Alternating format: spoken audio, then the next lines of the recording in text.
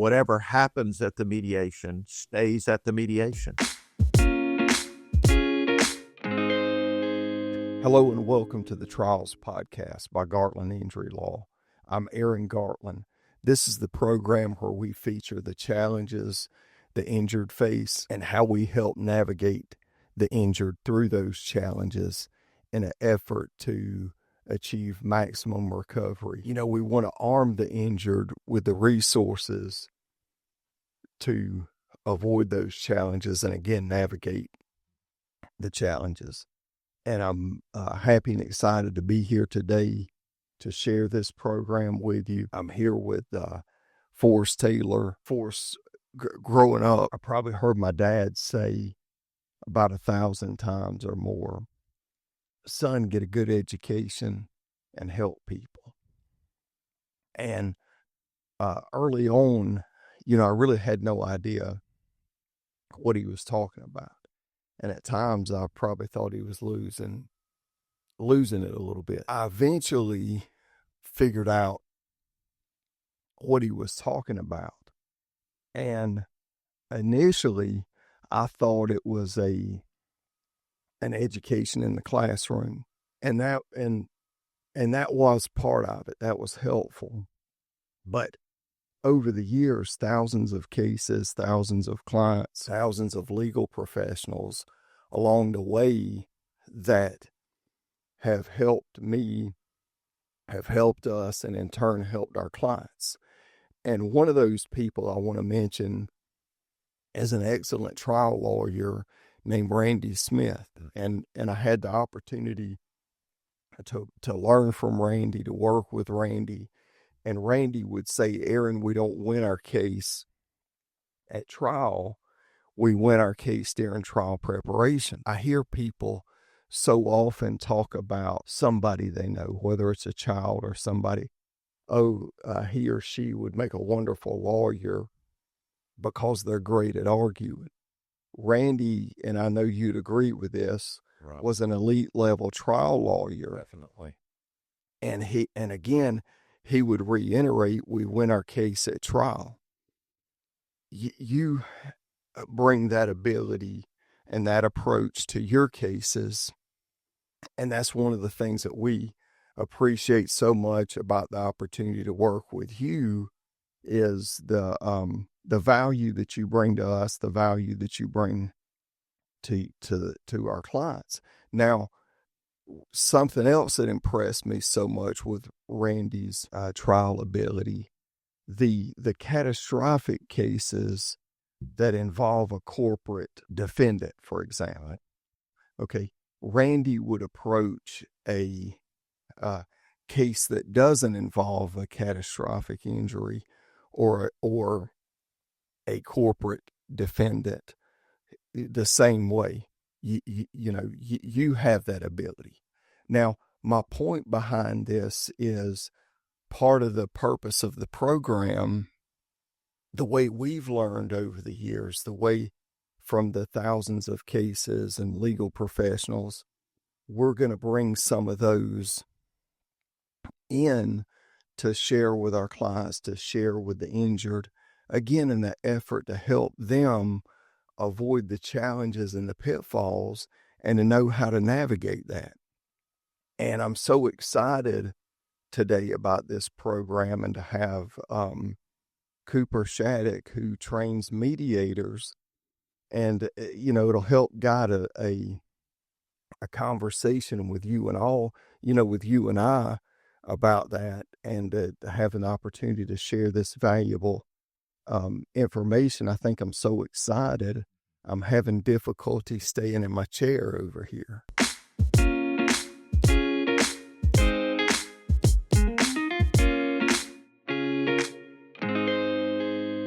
Let's talk about mediation, and I know Cooper's going to share some insights from his perspective as a mediator and as a lawyer that trains mediators and the history of mediation. So you're not going to want to miss out on this. But for us, let's start from a basic level. What is mediation? How does it work? Mediation is a process where the opposing parties, get together with a neutral third party, and typically another attorney that's been certified as a mediator, and that mediator tries to facilitate a settlement. And what I would tell people that, say, somebody who is a party to a lawsuit going into mediation, is that you've really got to trust the process. It is, you have to work through the process. And a lot of times it's a process where you educate the other party and that other party educates you on the strengths and weaknesses of the case. And, again, I tell my clients, trust the process. And I will say that in most instances, mediations are successful, and you avoid the stress of going to trial, because there is nothing more stressful than taking the witness stand and being on that witness stand and having to explain to 12 strangers how you were injured. And if you're able to resolve it in mediation, you avoid all of that. It's the risk involved, the risk of the unknown, the risk of not getting a favorable outcome. And I think, Forrest, even in the best of cases, people don't realize sometimes on both sides how fragile a case can be. How, right? For example, wouldn't you say that, again, for both sides, a case could hinge on a ruling from the judge? Right. In other words, is a piece of evidence admissible? Right. Is a witness qualified to testify? Right. And if a ruling goes either way, it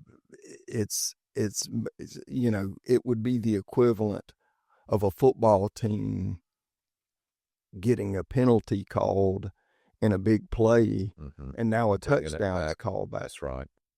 Right. And that could change the whole outcome of the game. And the point behind that is, for our clients or the injured that are listening, if you're an injured party in Alabama and you're bringing a lawsuit against a defendant, the person that caused your injuries, you have to prove a level of bad conduct, whether it's negligent conduct, reckless conduct, and in some cases intentional conduct. But oftentimes the difficulty with intentional conduct, insurance may not apply, may or may not apply.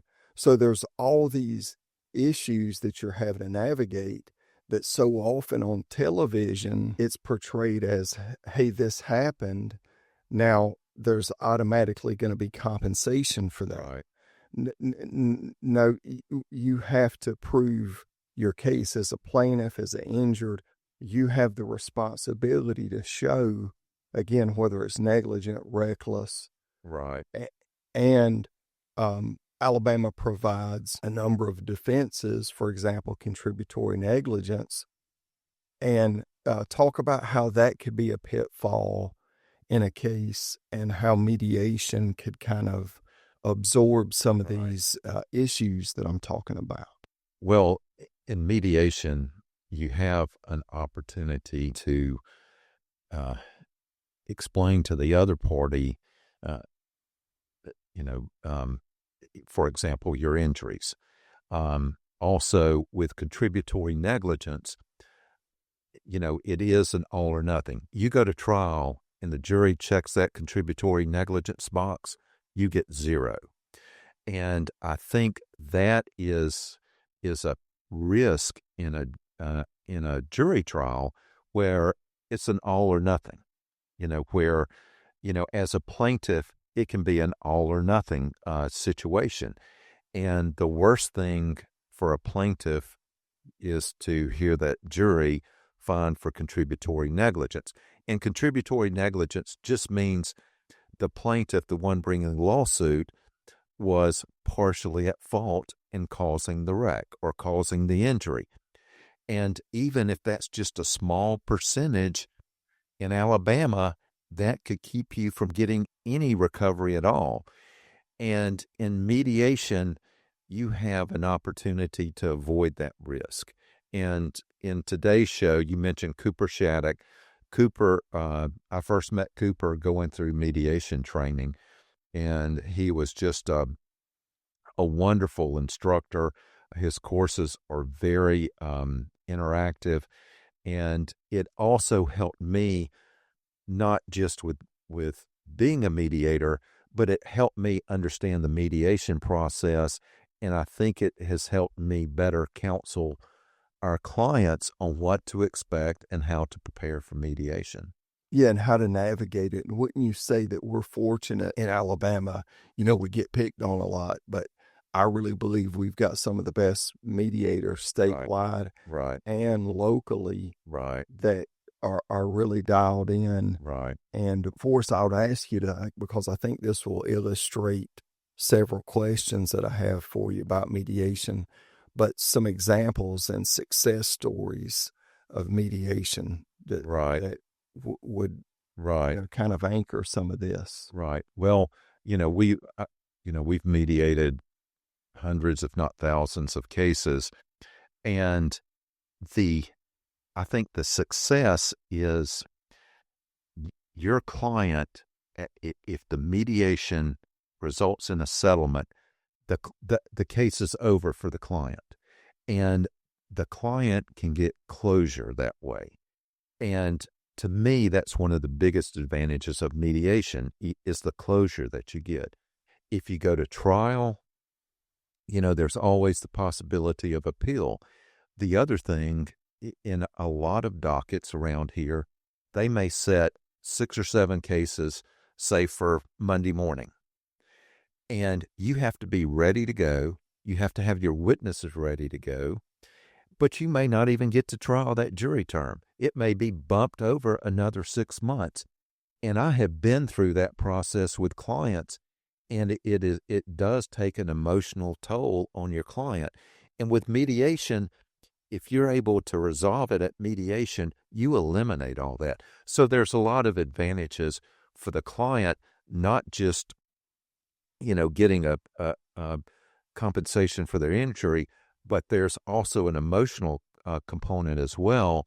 And it also allows your client to voice his or her concerns, his or her feelings, and convey that a lot of times to an insurance company.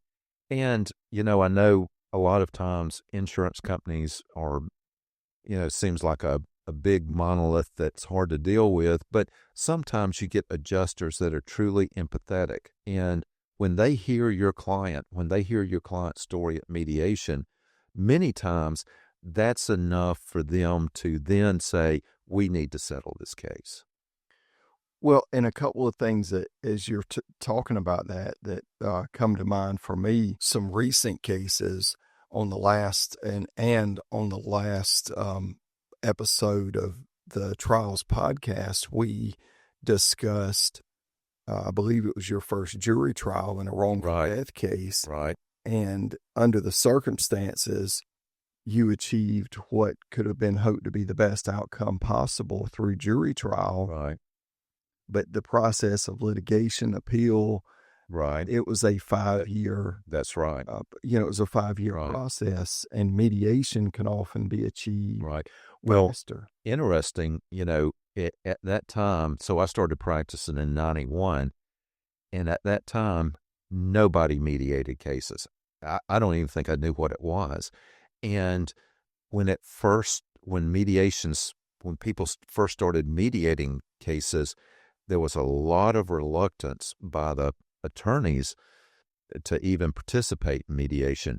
But it was like, the dam broke on it, and people understood the utility of mediation. And again, it's a process that you go through, but it was, and I've been around long enough where I saw that change happen, where now almost every case there's an order to mediate, where you're required by the judge before you get a trial date, you're required to mediate. And for something else that comes to mind, again, I'll say that locally and statewide, we've got some of the very best mediators, And I think one of the strengths that we have in these mediators, and it's highlights an advantage of mediation, we get input on the selection of the mediator, and we have statewide and locally, we have some mediators that have a specific insurance defense, a specific corporate. Their primary practice is representing defendants, and the initial reaction may be, well, why would you want an insurance defense lawyer? Why would you want somebody that primarily represents corporate defendants, insurance companies, defending cases, defending claims? Why would you want them? And what's the reason behind that? Because we found that those have been some of our very best advocates and mediators. Right. And when I say advocate, I mean for both sides to come together and reach an agreement. I think, the short answer is, if you've got a mediator that's done insurance defense, has tried cases, that attorney, that mediator can go to the insurance company and say, guys, look, I tried a case 2 years ago, very similar, and the jury came back with a very large verdict. There is a risk for you.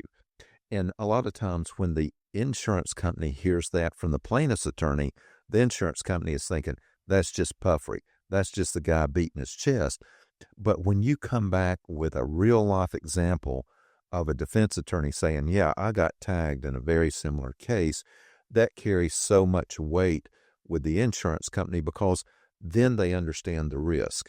And likewise, when that defense attorney comes to your client and says, I defended a case similar to this, and, the jury just didn't agree with the plaintiff's injuries, didn't believe the plaintiff, or, question the doctor's treatment, or, found that the plaintiff was at fault. So it works both ways. It's just, I think it comes down to that experience and being able to talk to both sides, and an attorney that's done insurance defense can do that.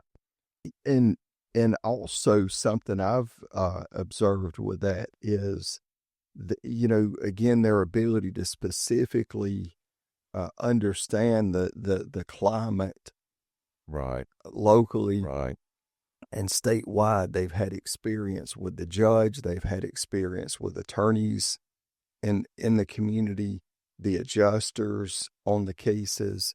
And I think it really brings a nice perspective. And in my experience, our mediators typically really enjoy what they do. They really take pride in working to bring both sides together to reach a resolution.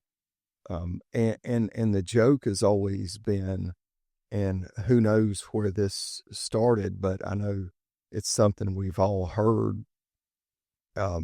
I think I heard one of our local judges say it for the first time. If it's a settlement that both sides walk out upset and angry, that means it was probably, that's right, a good resolution. Good point. And we say that tongue in cheek, but I think there's that's right. There is some truth for sure in that. Right. And I think for us, from a wouldn't you say that it gives us an opportunity to work the case up to get ready for the mediation, and another opportunity to evaluate it, and almost like we're using our mediator. I know you've done focus groups, right, in cases, but it allows us an opportunity to use our mediator, since it's confidential. The whole process is confidential. So I think it allows us an opportunity to have a practice with getting the case ready, and almost using the mediator as a little bit of a focus group.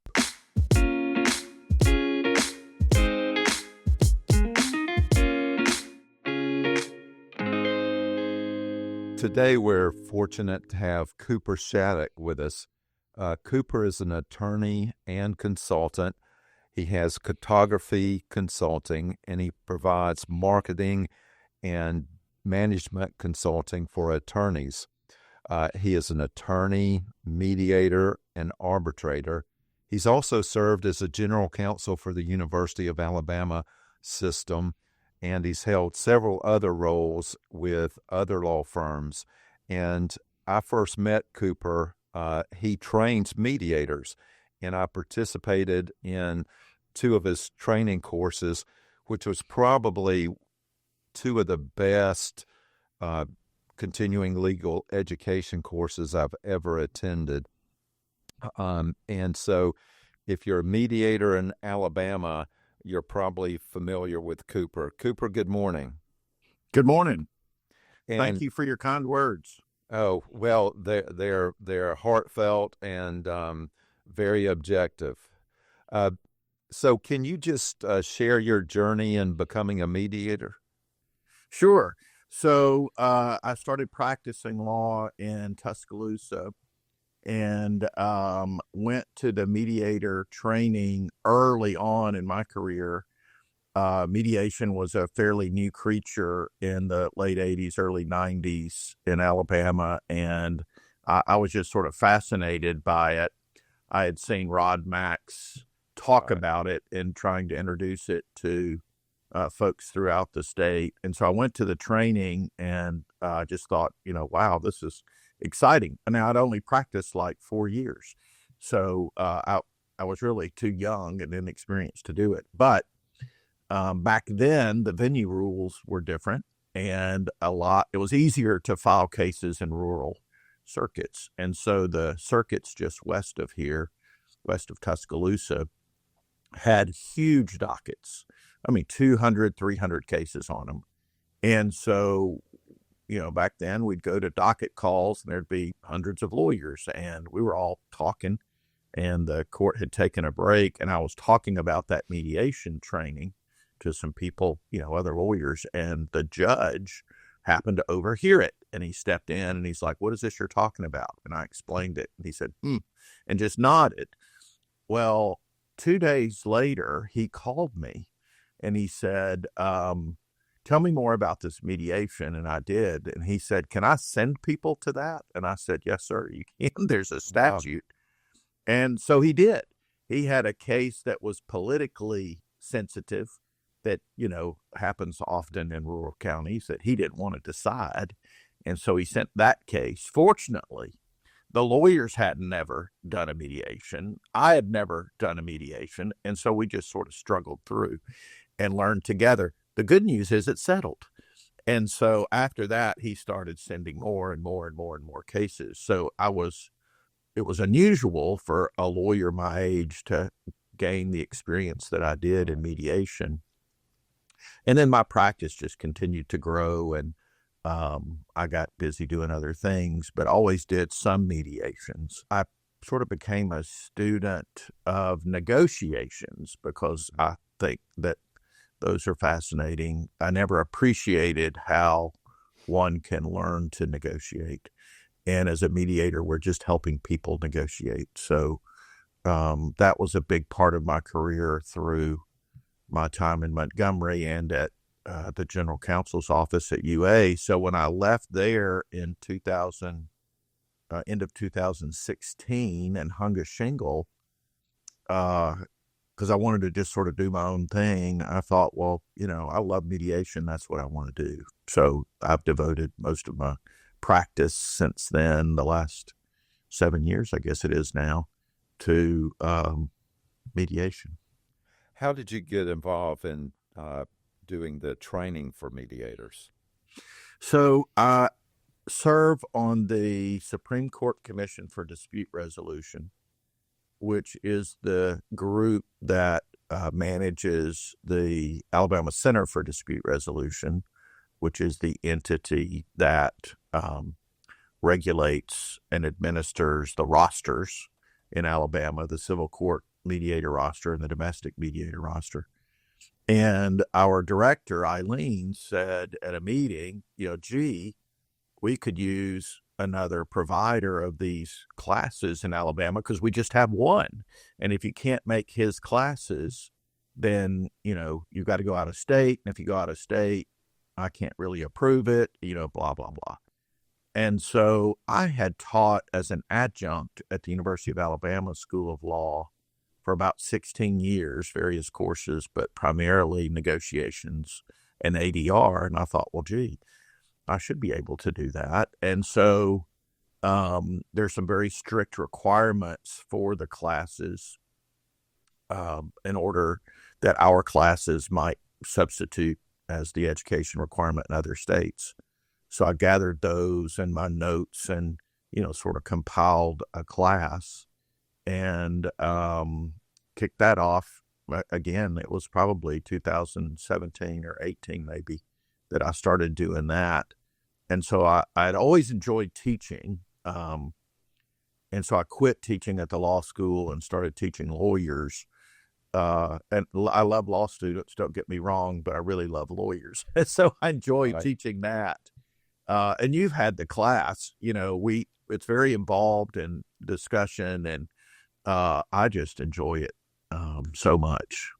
Well, from my standpoint, the class is so much fun because it is interactive, and it's not like sitting and listening to somebody all day long. And just it's a very informative process, and it's really helped me in other aspects of my practice. So, yeah, very good course. Thank you. Glad you enjoyed it. So we probably will have attorneys listening to us, and also probably our clients. Can you tell us, especially from a client's perspective, what are the advantages of mediation? Great question. The advantages of mediation for a client are numerous. And I'd say the big ones are these. You have some control of the resolution of your case. Whether it's a jury trial or a bench trial, you don't have any say in the outcome. You can put your best case forward, but you just never know what's going to happen. So that's a risk, and it's an unknown. And by negotiating a resolution, you can have a say in it. It also enables resolutions that are different from what a court could do. So in many cases that I end up mediating, if it goes to trial, it's going to be an all or nothing. One side wins completely and the other side is out. And the side that wins, if it's a plaintiff, you get a judgment for a lump sum, and then it's going to be appealed, et cetera, et cetera. Well, it may not be in your best interest to get a lump sum settlement or a lump sum amount of money from a tax standpoint. But if you pay it out over time, which the court, can't order to be done, it can be better for you. Or there may be a resolution that doesn't involve money that has real value to you, and the court can't do that either. So I think that those are the big reasons as a client that I would appreciate mediation. I think many do once they get into the process and understand it. They're like, gosh, well, we can do anything. Yes, pretty much anything. If it's not illegal, you can do it. And that's the world is your oyster at that point. Right. Well, I think also, a mediation is just so much less stressful than a trial. Oh, absolutely. Where you're, in Alabama, you've got 12 jurors to convince, especially if you're the plaintiff. And so it's, just, I think, a lot less stressful. Absolutely. Much less. And it's in an environment that's not stressful. You're meeting in an office and in conference rooms. You may get to meet the other side if you want to, and if it makes sense, in a setting that's not adversarial. And that opportunity to either be with them or be by yourself is really unusual in the litigation process. Right. And the other thing, you've got time to think about offers, demands, and you don't have that when you're trying a case. No, It's you're on the roller coaster when you start that trial, pick that jury. that's right. Tell us, what is the role of the mediator? What does the mediator do, and what's the some of the advantages of having a mediator? Yeah. So the role of the mediator is multifaceted. It's easier to say what a mediator isn't. A mediator is a facilitator, and everything the mediator does should help facilitate negotiations towards a resolution. What a mediator isn't is someone who's going to make the decision or force a decision. I would say a good mediator who's doing it right shouldn't do those things. Right. A good mediator listens. A good mediator helps generate solutions, brainstorm. So most of the time we spend in mediation these days, the parties are separated into what we call caucuses. It just means they're in separate rooms. So the mediator serves as sort of a negotiation point because you're not negotiating directly with the other side, but through the mediator. And that enables the mediator to ask questions that help, a party and the party's counsel evaluate options and solutions that parties in a face-to-face negotiation really don't do. Because we come from an adversarial process into the negotiations, it's hard for a lawyer to do that abrupt shift of gears from an adversarial advocate to a negotiator. And good negotiators aren't really adversarial. If you look at the history and data on successful negotiations, the best solutions come from negotiators who negotiate in a more collaborative manner. And that's hard for an advocate to do face to face. But through a mediator, we can sort of soften a little bit the offers and counteroffers, so they're not as so you don't get as big of a negative reaction to something you don't want to hear. And so for, say, like a client going into a mediation, what are some of the ground rules as far as confidentiality? Yeah, confidentiality is at the heart of mediation. And I think a lot of clients don't appreciate it or perhaps don't believe it to be true. A lot of clients, even separate and apart from mediation, just don't believe that, do you really keep this confidential, Mr. Lawyer? Well, yes, it's the hallmark of our relationship with our clients. And lawyers with spouses, spouses know you don't ask and it's not going to be discussed with you. Right. And unless you're close to a lawyer, you don't really believe it. But mediation takes that sort of a step further. So the confidentiality you have with your lawyer is sort of like the confidentiality you have in mediation. Whatever happens at the mediation stays at the mediation. Sort of like the old commercial about what happens in Vegas stays in Vegas, Right. So that is an important part of the process because it enables the parties to speak freely. So it's not whatever you say can and will be used against you in the court of law. It won't be. In fact, it can't be. So you can say things in mediation that you would never say in the court process, like, I'm sorry. Right. That's huge. Right. And most lawyers would tell their clients, don't ever say that outside of a confidential process. But that's very meaningful to someone who's lost a loved one or lost a limb or lost their way of life, for someone to say, gee, I'm sorry that this happened. And it enables us to speak as humans, human beings, rather than people engaged in war against each other, right. Which you have to dehumanize to do.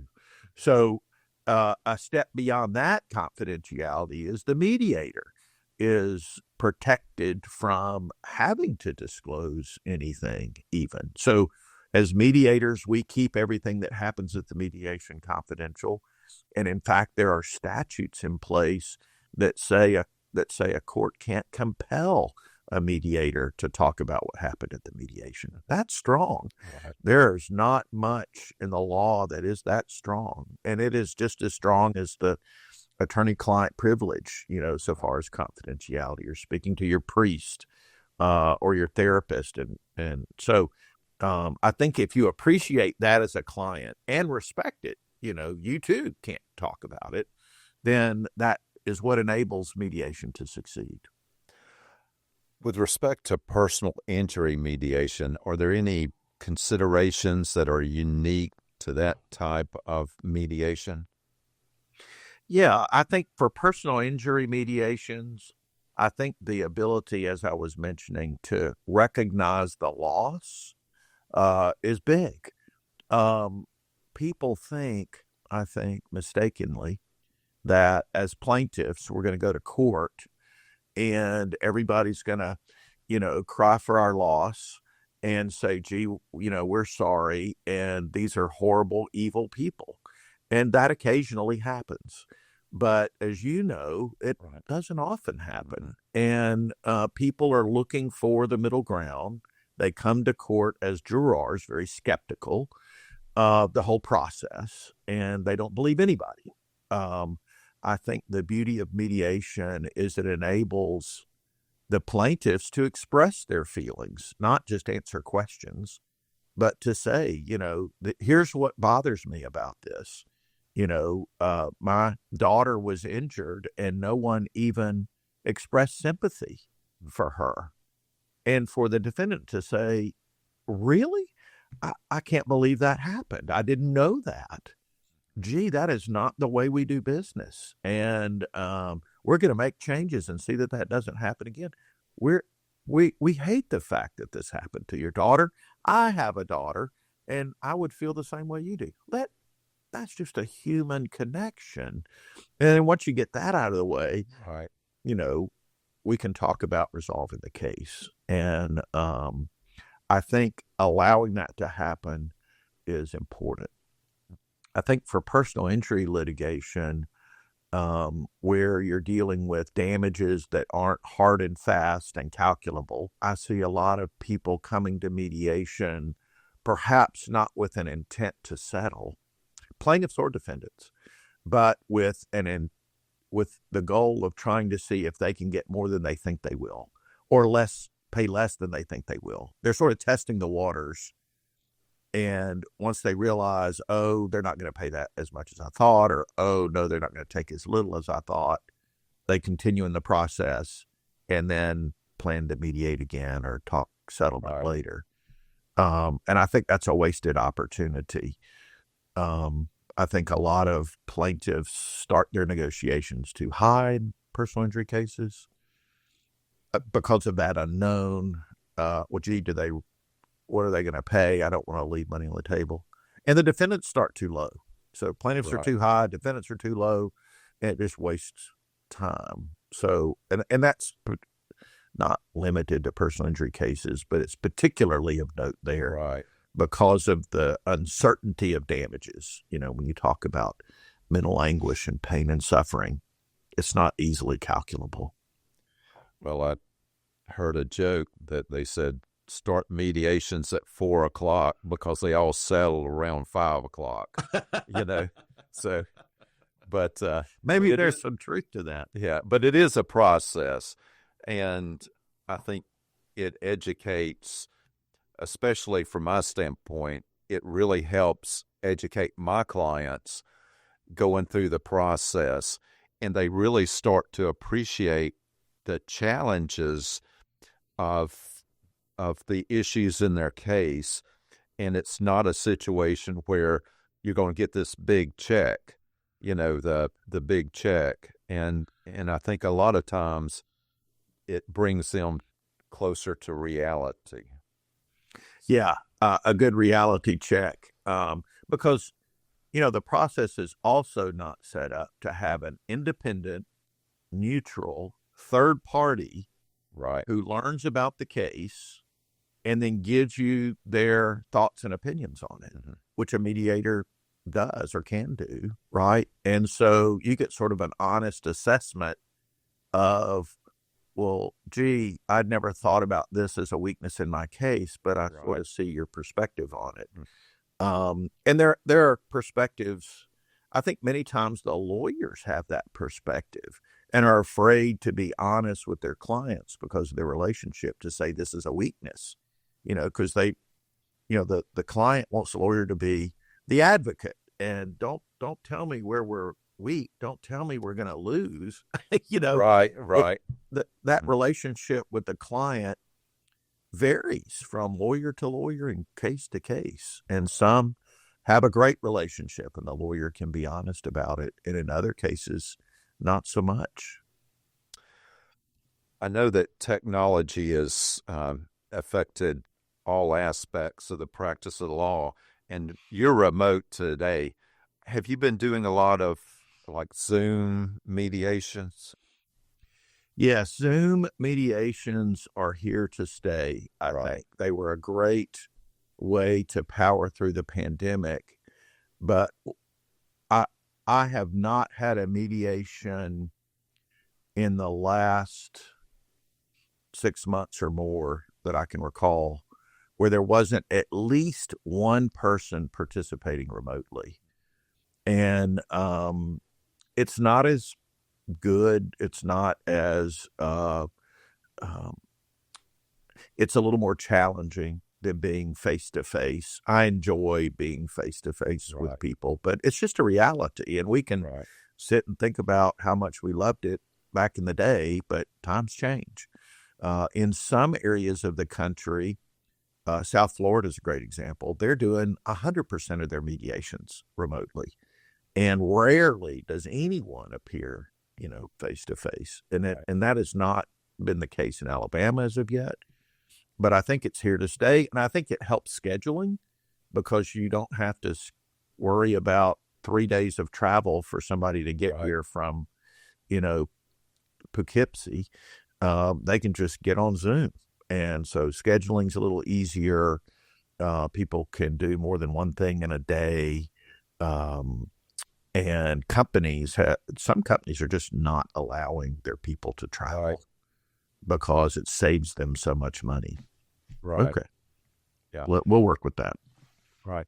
And I think the last 3 or 4 mediations I've had have been by Zoom, and they've been very effective. Good. Yeah. I think we're getting used to it, aren't we? Right. We are. And you're right. I think also, insurance companies were reluctant to pay for an adjuster to come to Houston County or Alabama. And now that adjuster can participate, see your client, and evaluate your client. And so it's I think it's been useful in that respect. Oh, I think so. It's so much more. We think of Zoom in comparison to being live and together. We ought to think of it in comparison to being on the telephone, because boy, is it much better than that. And especially for all the reasons you said, that visual connection with your client is important, for everybody. And it's good to see who you're negotiating with.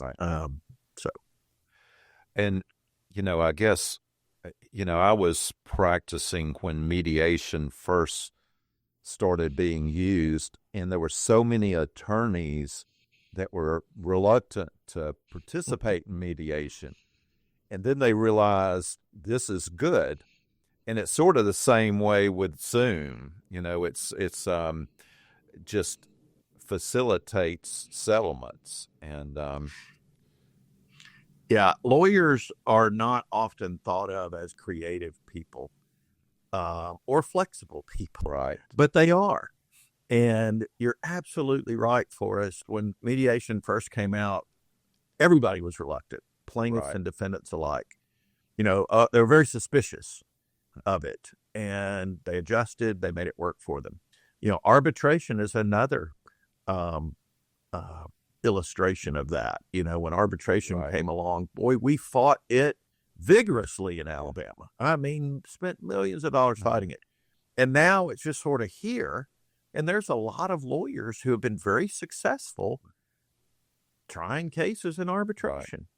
Right. And so we adjust because we represent our clients. And if the rules change or the playing field changes, well, we adjust. We put on different cleats and go out on the field and do what we can as lawyers. And I think that there are changes coming down the pike that we can't even begin to imagine that we'll adjust to. Right. Now, you did mention arbitration. Just give us explain what arbitration is as compared to mediation.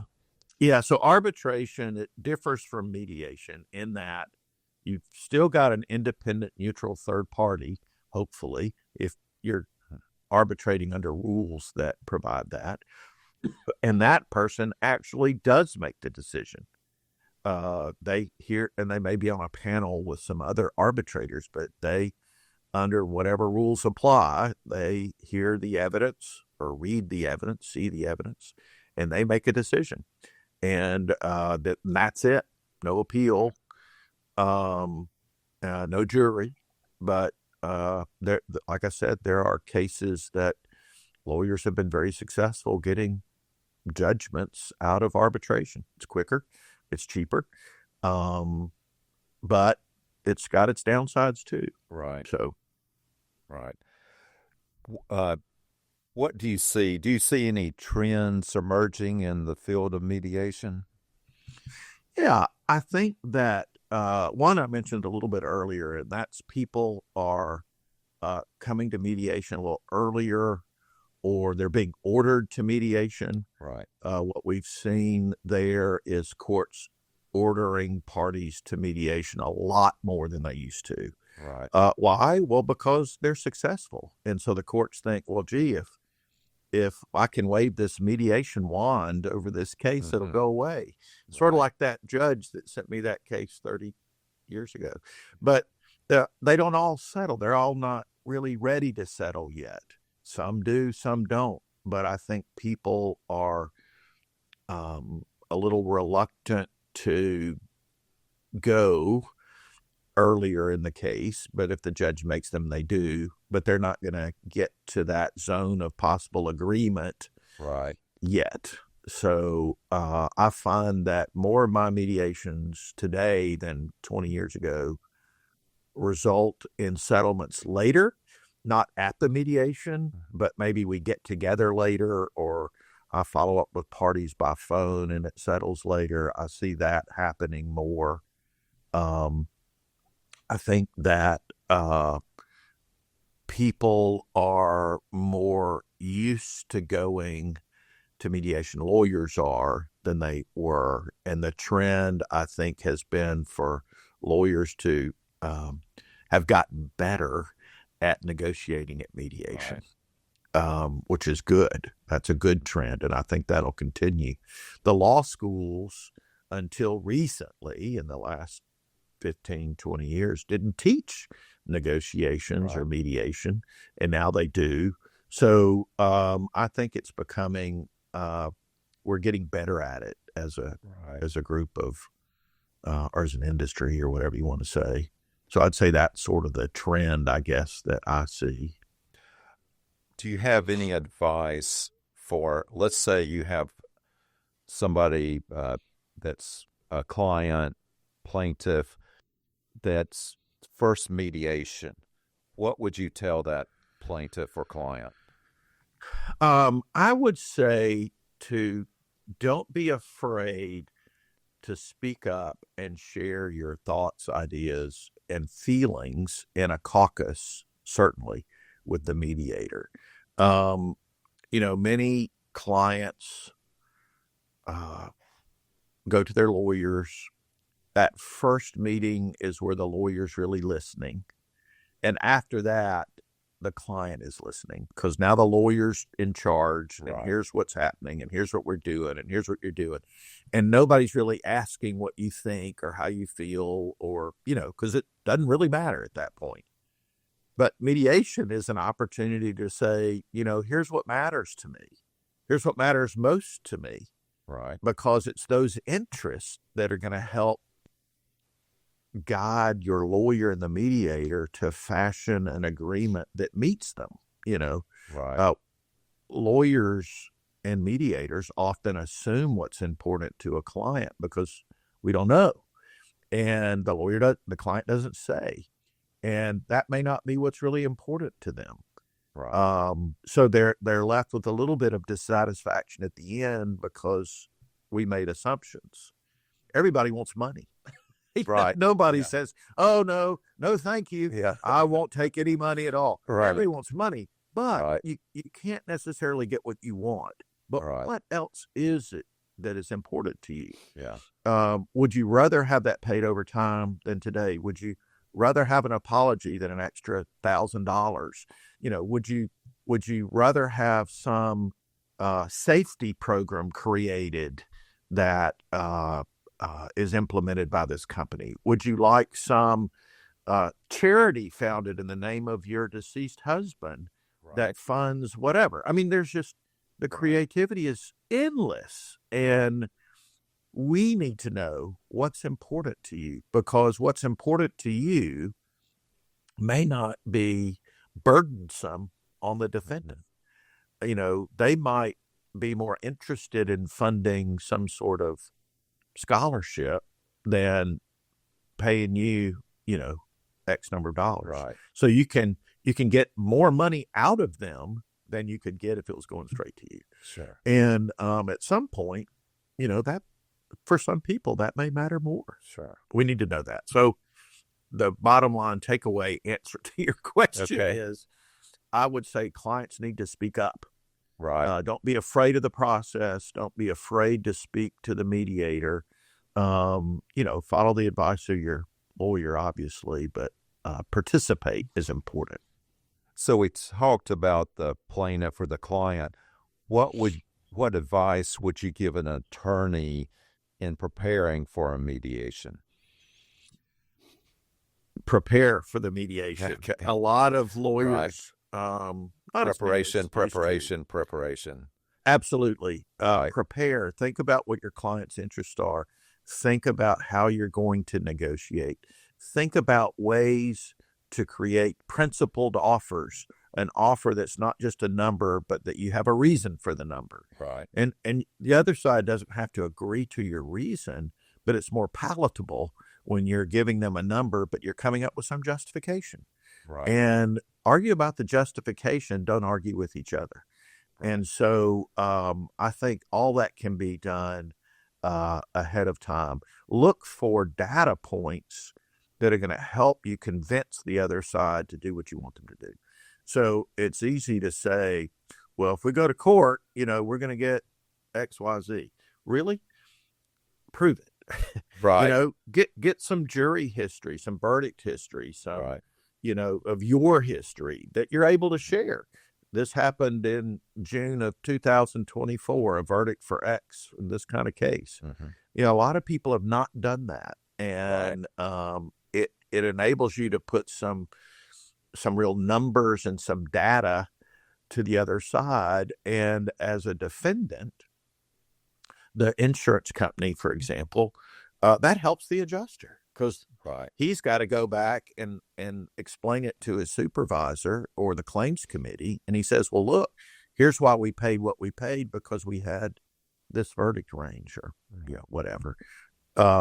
Same for the plaintiff and for the plaintiff lawyer dealing with the plaintiff to say, look, I know you want $1 million, but this county's never had $1 million verdict ever. And listen at some of the cases they've had.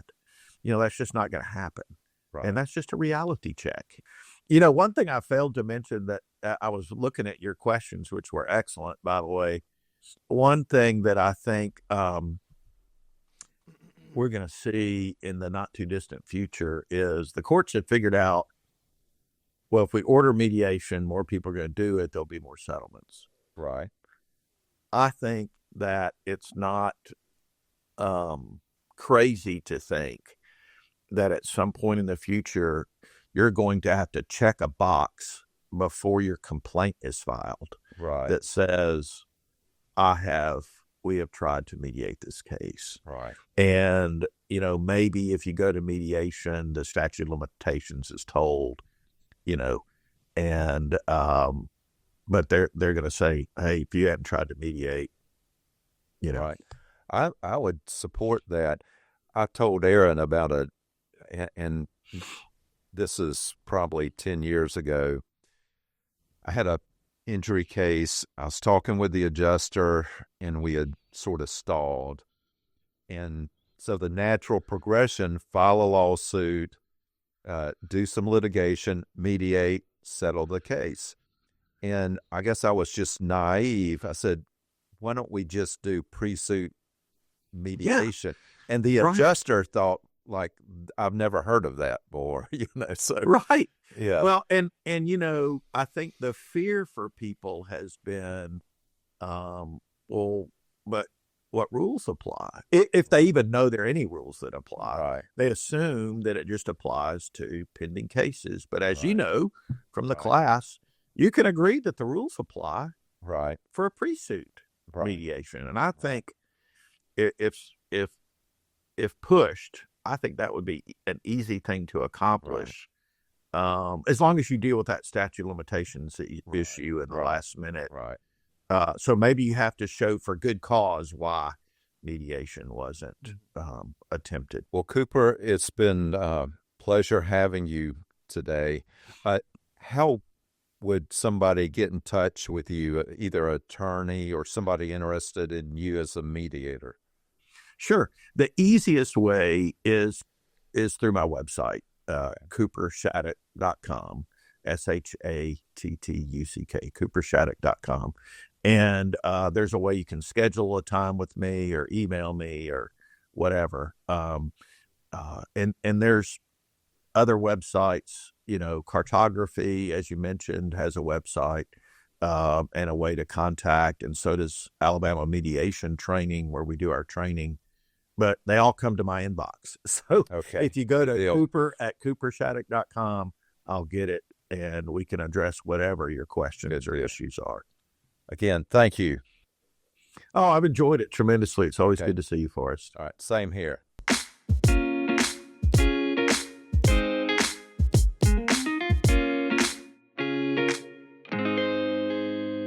So, Forrest, we want to provide some takeaways and some helpful advice and information, and something that came up today that we unfortunately hear about from time to time. And what I'm referring to, we got a call earlier in the week about a catastrophic work injury case that involved a traumatic brain injury.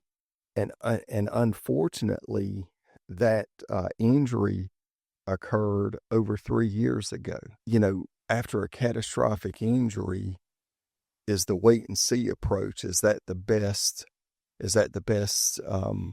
way to handle things? Because I think so often there's a litany of medical treatment tests. All these things are happening, and in our community, most people would prefer not to, regardless of how things are portrayed sometimes, in my experience, most people would prefer not to call us. Right. But wouldn't you say the reality after that catastrophic type work injury, especially one dealing with permanent brain damage or, again, those catastrophic type injuries, wouldn't you say that's the first thing that a family, or one of the first things a family needs to do? Right. I agree. And there's several reasons why. First of all, if the sooner you contact an attorney, the sooner you know what your rights are.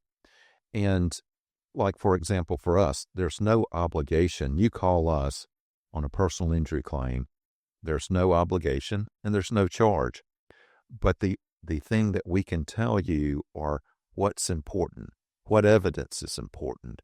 And many times, even if you call an attorney within the statute of limitations, there's a lot of evidence that can slip away. So contacting an attorney is, again, it gives you power through information. You've got the knowledge that then you can make an informed decision.